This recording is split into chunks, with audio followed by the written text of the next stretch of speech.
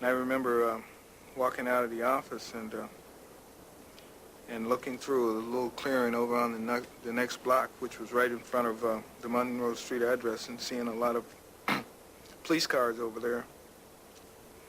And at that time, Bobby Rush came to the office. He had just come from over there, or maybe the coroner's office. In any case, we walked back over there, and we both were speechless. We just walked through the house and saw what had taken place and where he died, and it was shocking. And then I just began to realize that the information that I supplied leading up to that moment had facilitated that raid. I knew that indirectly I had contributed, and I felt it, and I felt bad about it. And then I got mad. I had... And then I had to conceal those feelings, which made it worse. I couldn't say anything. I just had to continue to play the role. FBI headquarters authorized payment of a $300 bonus to informant William O'Neill for, quote, uniquely valuable services which he rendered over the past several months, unquote. They came in our community just like a thief in the night. And they just snatched Fred's life just like that, and it's just like, why? This brother have done nothing to none of you all. The only thing that this brother has done was to instill a sense of pride and dignity and self-determination in his people.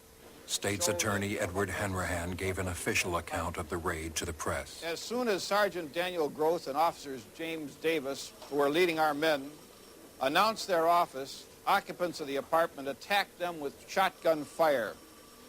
The officers immediately took cover. The occupants continued firing at our policemen from several rooms within the apartment.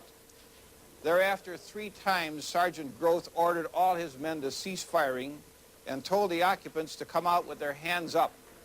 Each time, one of the occupants replied, "Shoot it out," and continued firing at the police officers.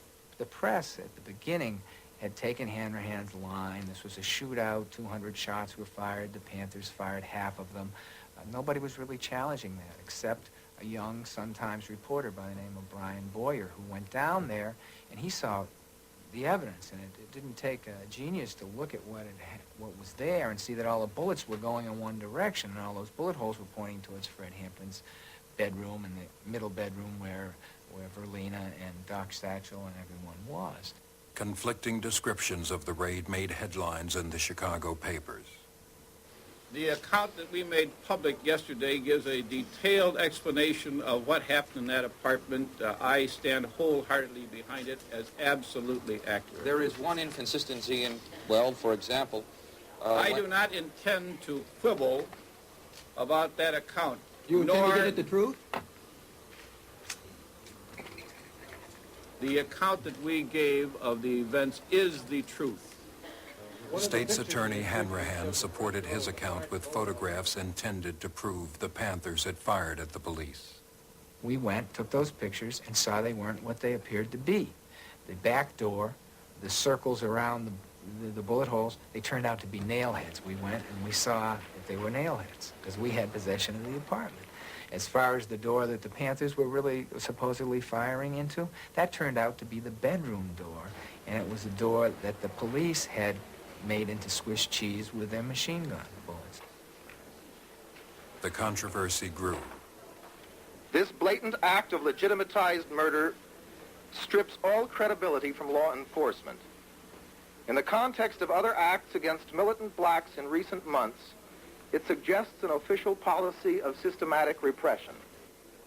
The Black Panthers preach every day, hate, kill white, kill the police, kill the pigs, hate, hate, hate. That's all you hear from them. They expect those police officers to walk into that apartment with pea shooters?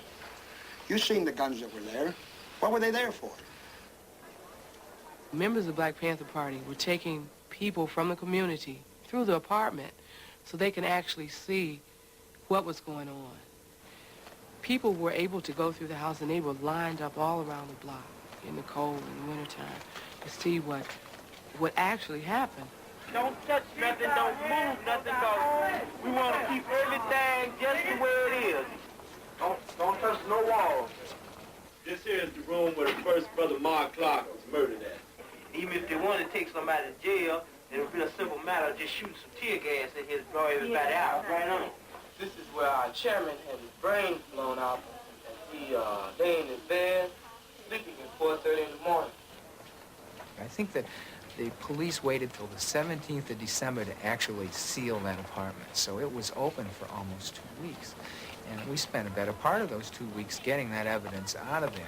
And so we would be talking to people when they went through, and so while we were working, there'd be people walking through constantly. And I'll never forget, I don't know what day it was or what, but I just remember some older black woman coming through there, shaking her head and going, "It's nothing but a northern lynching." The people who had just come purely out of curiosity were saying, this is atrocious.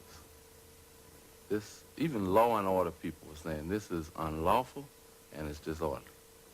And it's obviously not part of what I want to condone in terms of my law enforcement or my taxes to be protected. This is not the police function here.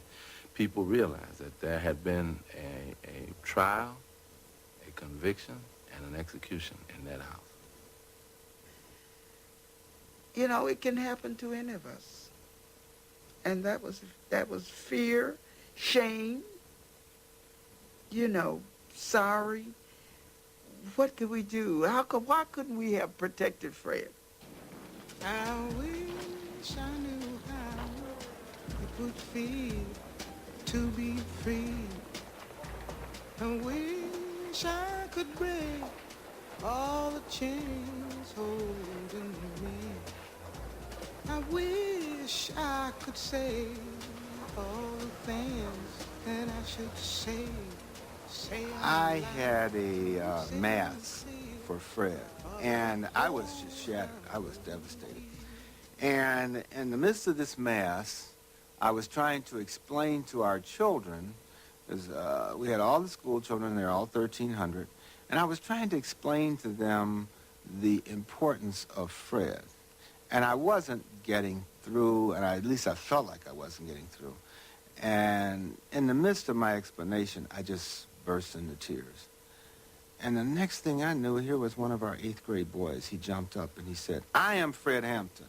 And then a girl in 6th grade, she jumps up, "I am Fred Hampton." Another kid in 1st grade, "I'm Fred Hampton." And before you knew it, the whole church, kids were all shouting, "I am Fred Hampton." And wow, I just felt so wonderful. I felt like, gee whiz, this death was not in vain at all, because these kids are saying that they are willing to get up here and speak out for liberation, for first-class citizenship. In the weeks that followed, public pressure led to a series of investigations.